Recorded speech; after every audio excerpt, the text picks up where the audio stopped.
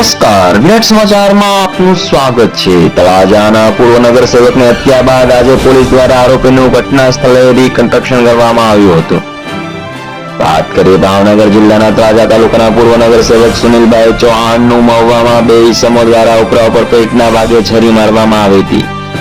ત્યારબાદ તેમને મહુવા અને વધારે સારવાર જણાતા ભાવનગર લઈ જવામાં આવ્યા હતા। ત્યારે રસ્તામાં જ તેમનું મૃત્યુ થયું હતું। ત્યારે આજે હત્યાનો અંજામ આપનાર આરોપી હરેશ જીવનભાઈ ચૌહાણનું નૂતનનગર શાળા નંબર 12 ની પાસે એટલે કે બનાવના સ્થળે રિકન્સ્ટ્રક્શન કરવામાં આવ્યું હતું। જ્યારે બીજો આરોપી કુલદીપ વર્તો જીગો ભૂપતભાઈ ચૌહાણ પોલીસ પકડથી દૂર છે।